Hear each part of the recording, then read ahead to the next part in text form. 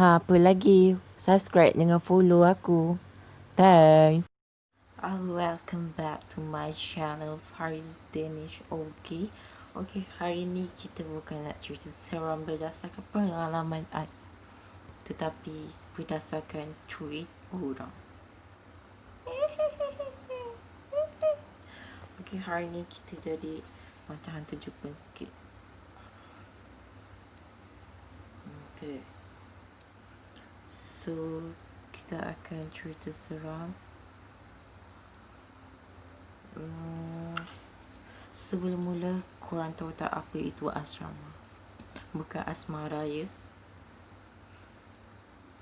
Asrama tu tempat tinggal para pelajar yang kena buang rumah.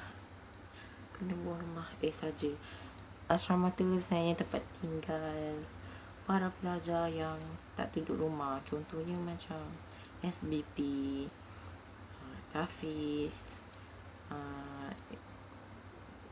Institut Pelajaran, College, itulah dinamakan asrama.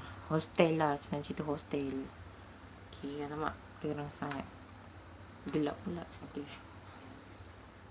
So, hari ni kita akan cerita mengenai asrama berdasarkan tweet orang. Okay, kita akan cerita.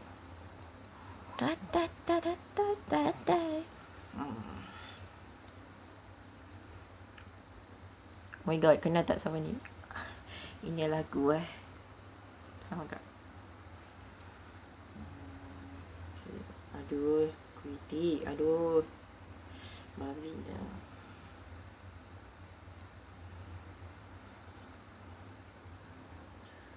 Okay.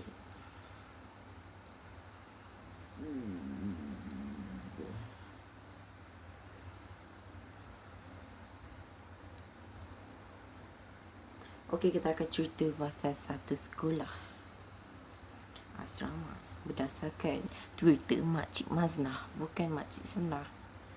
Okay.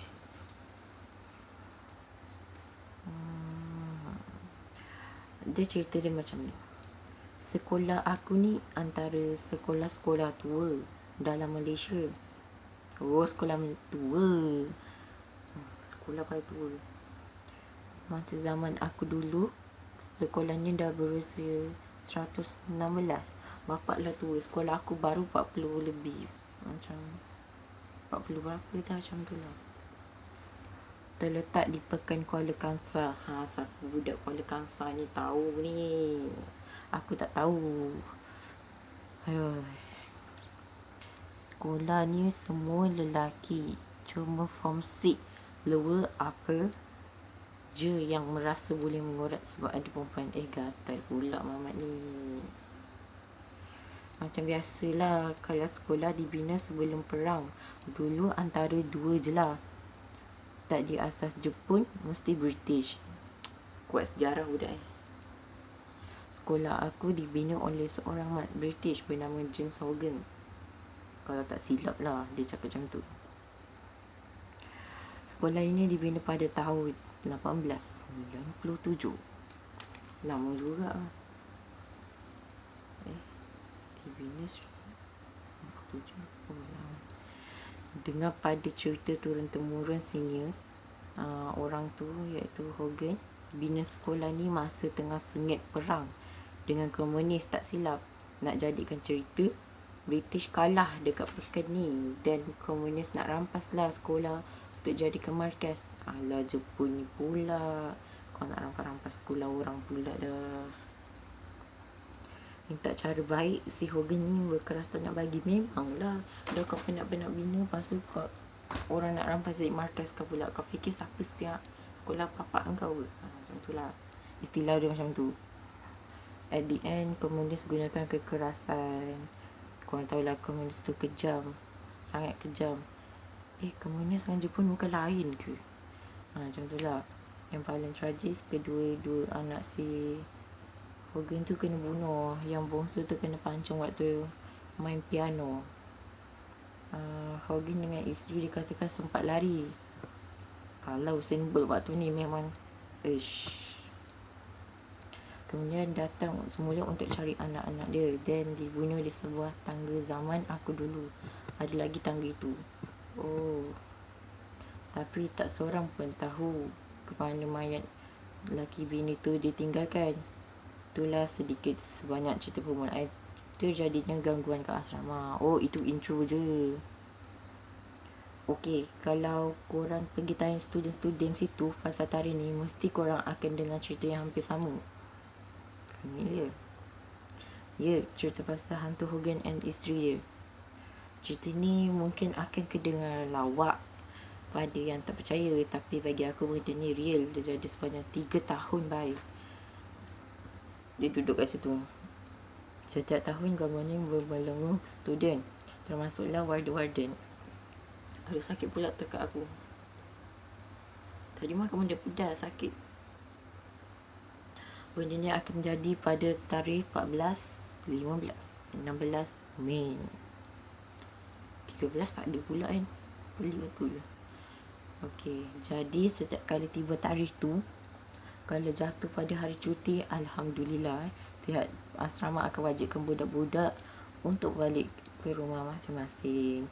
Andai kata jatuh pada hari biasa, warden akan arahkan untuk semua pelajar turunkan tilam dan tidur ramai-ramai tengah dom. Memang tengah dom.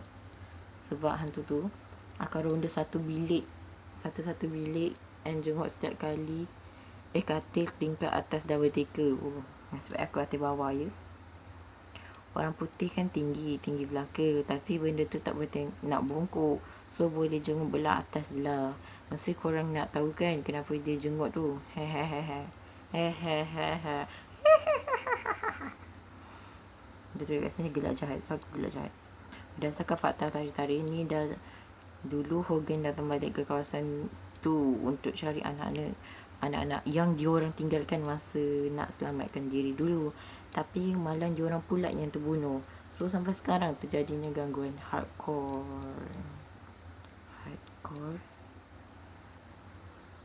My dirty mind. Okay. Hardcore ini sebab Hogan dengan isteri dia akan datang semula ke sekolah untuk mencari anak diorang. Cari anak. Andai kata diorang terjumpa muka yang iras anak diorang, benda tu akan ambil budak muka iras tu. Tak pastilah ambil macam mana. Ada yang kata jasad akan hilang. Ada yang kata benda tu cuma pancing roh budak iras tu ikut diorang. Tapi majoriti kata benda tu ambil roh saja. Mesti ada yang kata macam cerita dongeng kan. Aku rasa tak dongeng. Okay. Tapi logik akal tu warden sengaja keluarkan arahan untuk berjaga-jaga. Kalau benda tu dongeng, bila tiba waktu khas ni, memang semua orang akan rasa sesuatu. Itu mesti akan rasa sayu je. Selalu sekolah kan Rio, tapi bila masa tu kita akan rasa sendiri, seolah-olah sepi. Suasana sunyi je. Senang kata hibah lah suasana tu. Kalau aku macam pelik tu, kenapa tiba-tiba sunyi macam tu? Bukan kat asrama je. Makna bila masuk je tarikh khas ni, keadaan dalam kawasan sekolah akan berubah jadi lain. Sebenarnya cakap sebab kawasan macam bersedih lah. Apa yang terjadi pada keluarga tu. Start senja, baru warden siap ada cikgu tambahan lagi akan kumpulkan pelajar di dalam surau. Segala aktiviti asrama seperti prep, tuition, bilik TV akan dibatalkan. Wih, best gila. Waktu ni jugalah korang boleh nampak satu-satunya sekolah semua lelaki berkelakuan baik bila pukul 10 malam lagi kawasan koridor dalaman. Rare ni. Limited edition baik. Berkelakuan baik bila pukul. Yang paling penting, lampu koridor akan terang benderang lah. Bila tiba benda ni akan muncul, korang automatik akan rasa tersangat lain. Aku nak gambarkan macam mana pun tak reti. Tapi serius memang berlainan sangat dengan dunia reality. Waktu ni lah gangguan secara berjemaah korang akan rasa. Antara pengalaman student aku dengan diorang ada terdengar suara sayup-sayup, macam warna putih tengah bersembang, bincang dalam bilik prep bawah blok. Ada terdengar sekumpulan orang berkawat. Ada yang dengar orang main piano. Muzik seram Syah anak Hogan sebelum dipancung. Yang dengar macam orang tarik batang besi dekat koridor. Ada yang banyaknya, ada yang macam suasana tengah kelam kabut. And paling hardcore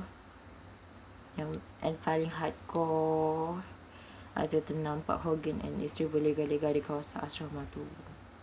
Aku setakat dengar orang menjerit, pintu buka, tutup sendiri. And paling rare pun nampak macam tempian sebayang dekat dalam setingkap, macam bayang-bayang manusia bila terkena cahaya. Bayang orang tingginya ni tak macam kebiasaan orang kita dalam bilik aku. Tapi aku tak dengar pun bunyi orang menapak. Yang aku perasan pelik sebab bayang tu macam tak lengkap. Yang bayang manusia tanpa kepala seolah menghirup sesuatu kat lantai. Takut pula aku. Sepanjang aku dengar cerita-cerita pasal Hogan ni, takat penampakan je lah yang paling teruk pun, sebab berdasarkan cerita pun benda tu datang. Cuma nak cari anak diorang je. Dah jadi kebiasaan antara ni dengan gangguan. Sampaikan tahap kalau korang kena dan cerita kat warden pun diorang cuma akan iyakan saja. Tu ajalah setakat ni kisah pasal misterius Jim Hogan yang jadi cerita turun-temurun rakyat sekolah aku lah, macam tu. Okay, takut pula aku.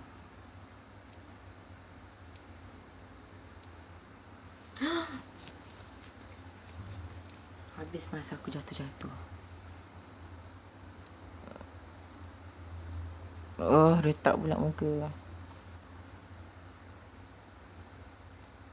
Okay, second cerita pula. Kita akan cerita pasal kisah seram bilik nombor 4. Kisah yang aku nak kongsikan kali ni berlaku kira-kira 10 tahun dahulu. 10 tahun lama.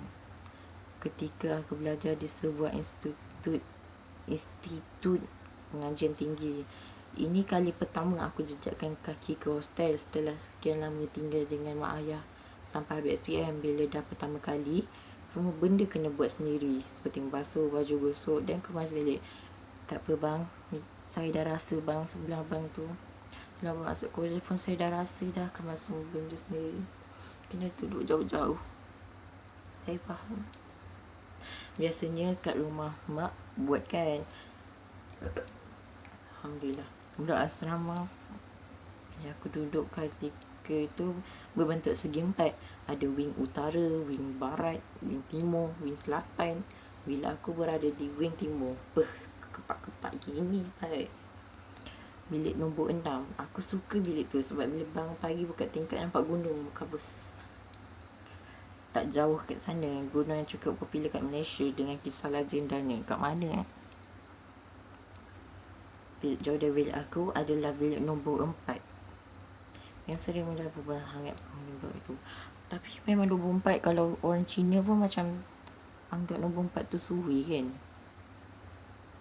Entahlah, macam nombor 4 tu macam menunjukkan kematian, macam tu lah bagi orang Cina. Sebab apa? Sebab bilik nombor 4 ni sahaja yang tak tanda surau di atasnya dan tak pernah langsung digunakan sebab masjid tak jauh pun dari kolej. Macam-macam spekulasi pasal bilik tersebut dibawa dari satu mulut ke mulut. Aku jenis senang tidur. Lepas isyak je confirm aku tidur. Power kau bang. Aku ni lambat tidur orangnya. Melepak sana sini, melepak sana situ, kena buat ke sekolah.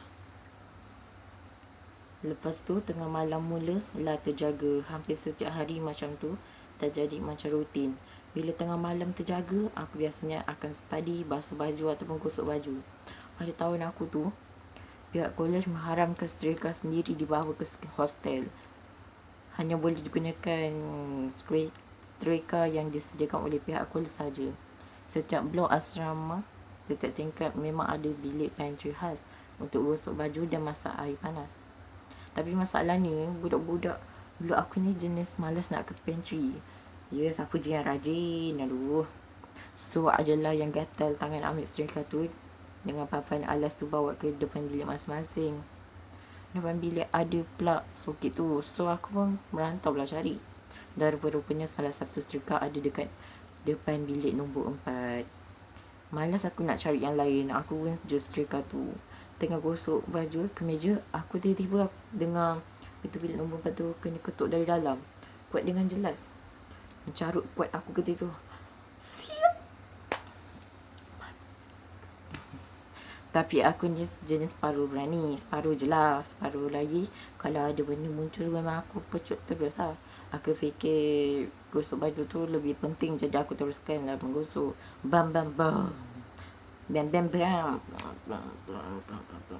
Bam bam bam. Baya baya baya. Sekali lagi pintu tu kena ketuk dari dalam. Masa ni lah aku yang mula cuak. Jantung memang laju. Duk duk duk duk.